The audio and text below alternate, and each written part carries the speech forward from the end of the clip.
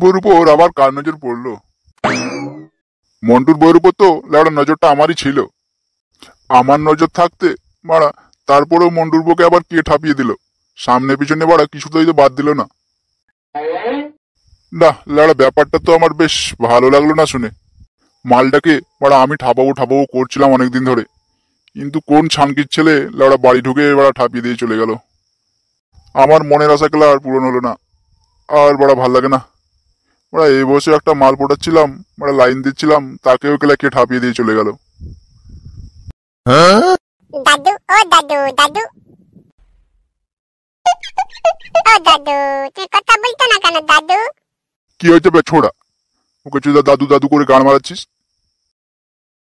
আমার তো কিছু হয়নি, তোমার কি হয়েছে সেটাই তো জিজ্ঞেস করতে আসলাম। বলা তুমি এভাবে মন খারাপ করে বসে আছো কেন? কেন রে বোকা চুদা, তোকে কি সবকিছু বলতে হবে নাকি? বুঝেতে বুঝেতে, দাদু তোমার ঠাকুমার কথা মনে বলতে বলো তাই না? ওই জন্য লালা মুখটা এমনি করে বসে আছে এখানে। যা তো বাড়া এখান থেকে, লেওড়া এমনিতেই মন মতলব ভালো নেই, তারপরে এখানে যে গাঁড় পাকামো করবি না, না হলে লেওড়া গাড়ির মধ্যে একটা লাথি মারবো।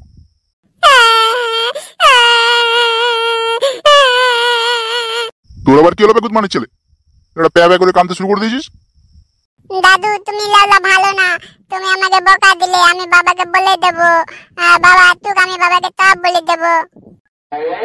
হ্যাঁ বেগুত মানে ছেলে, লেওড়া কি বলে দিবি তোর বাপকে? মানে আমি তোর কি করলাম মারা, আমি তোর গান মারলাম নাকি এবার তোর বাপকে বলতে যাবি? বাবাকে আমি বলে দেবো বালা, তুমি আমার গাল মারতে চাইছো, তুমি আমার গাল মারবে বললে, আমি বাবাকে বলে দেবো, বলো দাদু আমার গাল মারতে চাইছে।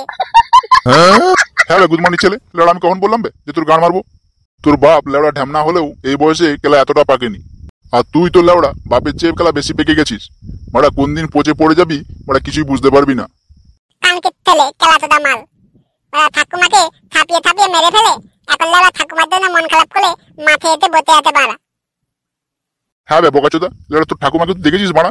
নাকি তোর ঠাকুমা তোকে বলে গেছে যে বাড়া আমি তোর ঠাকুমাকে ঠাপিয়ে ঠাপিয়ে মেরে ফেলেছি?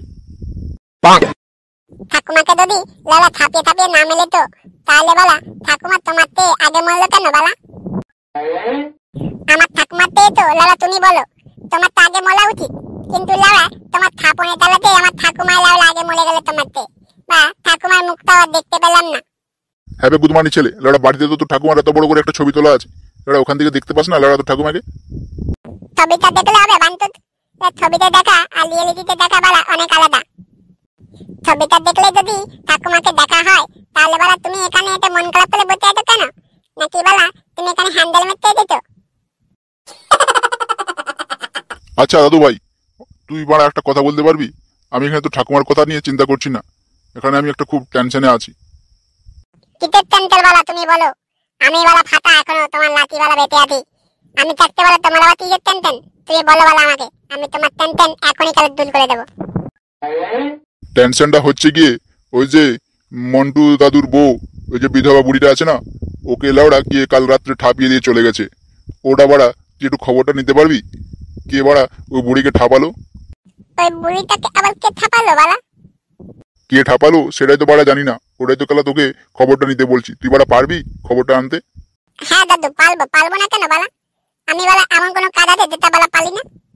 আমি সব পারবো বালা, একদিনের মধ্যে আমি খবর আনতে পারবো ওই বুড়িকে কে ঠাপালো। কিন্তু দাদু ওই বুড়িকে লেওড়া কে ঠাপালো তা নিয়ে তুমি বালা এখানে এসে মন খারাপ করে বসে আছো কেন? সেটা বালা আমি বুঝতে পারছি না। ওই বুড়িটা কি তোমার কালা গার্লফ্রেন্ড হয় নাকি যে বালা ওকে কে ঠাপালো তা নিয়ে তুমি এই মাঠের মধ্যে মন খারাপ করে বালা বসে আছো? আমার তো মনে হয় ওই বুড়িটাকে তুমি কালা লাইন মারো, ও তোমার বালা গার্লফ্রেন্ড হয়। ও আমার গার্লফ্রেন্ড হতে যাবে কেন হবে গুদমানি? মানে আমি গায়ের মুখিয়া, গায়ের মন্ডল, বাড়া ও এসে পড়ে আমাকে জানালো, তো বাড়া কেসটা কি আমাকে একটু দেখতে হবে না যে বাড়া ওই বুড়িকে কে ঠাপালো এসে পড়ে? তার তো বাড়া একটা কিছু উপায় করতে হবে, তার তো বাড়া একটু কিছু সাজার ব্যবস্থা করতে হবে। আর ওই বুড়িটার তো বাড়া ন্যায় বলে কিছু আছে, মাঝরাতে এসে পড়ে বাড়া বুড়িকে ঠাপিয়ে দিয়ে চলে যাচ্ছে, আর তুই লাউড়া বুড়িকে আমার সাথে বাড়া জড়িয়ে দিচ্ছিস গুদমানি?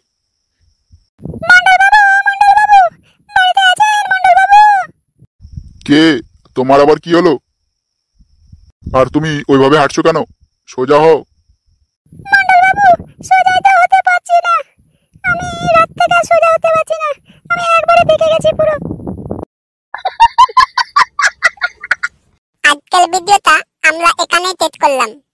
আপনারা পরের পার্ট দেখতে চাইলে আমাদের চ্যানেলটিকে অবশ্যই সাবস্ক্রাইব করে রাখবেন এবং আমাদের ভিডিওটা যদি আপনাদের কাছে ভালো লাগে তাহলে একটা লাইক আর একটা কমেন্ট করে অবশ্যই জানাবেন।